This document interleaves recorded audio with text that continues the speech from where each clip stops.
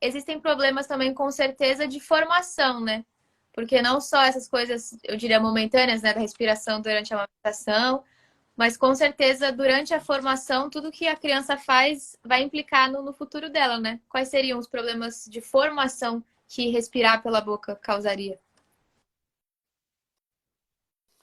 O problema aqui que a gente tem que ver é que tudo isso que nós estamos a falar em termos de forma é aquilo que eu citei no princípio da conversa. Nós podemos ter aqui uma alteração consequente porque o órgão faz a função Uhum. e a função faz a forma. É como dizia o fisiologista francês, o Claude Bernard, né? E essa relação entre forma e função, ela torna-se extremamente importante quando nós falamos da respiração. Porque a respiração, ela interfere em diferentes partes do desenvolvimento da face. E esse desenvolvimento da face, ele se dá maioritariamente depois do nascimento.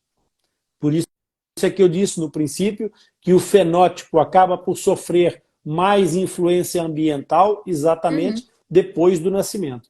Então, essas alterações de forma, elas têm, obviamente, que respeitar a questão, por exemplo, da posição que a cabeça tem que se localizar para obter um melhor rendimento respiratório, enquanto que, pela respiração nasal, a nossa coluna cervical tem uma cifose e lordose natural aceitável dentro de um padrão de normalidade.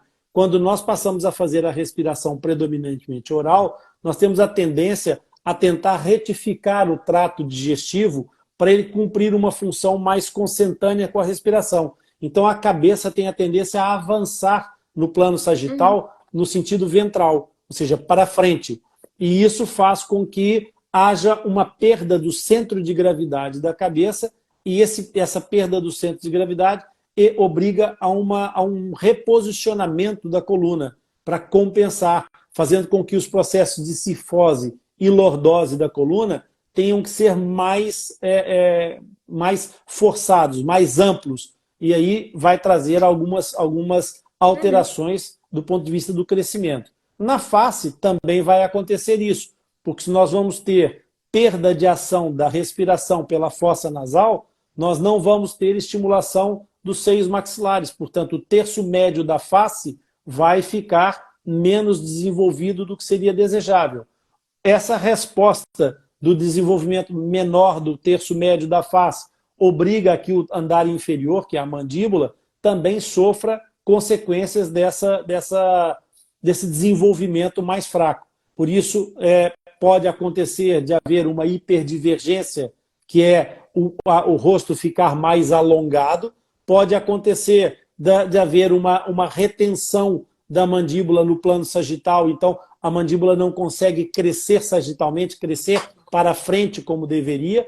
Isso tem uma metáfora que o James McNamara Jr. gosta muito, e no livro dele ele refere isso muitas vezes, que é a metáfora do sapato. Se a maxila não se desenvolve, fica demasiado estreita e a criança não Uhum. se torna hiperdivergente, então é como ter um pé a tentar enfiar-se dentro de um Entendi. sapato apertado. Então o que acontece é que a mandíbula não consegue crescer sagitalmente porque a maxila está a Uhum. estreitar-lhe a passagem. Daí que muitas vezes é necessário fazer uma expansão maxilar para permitir que haja esse desenvolvimento mandibular.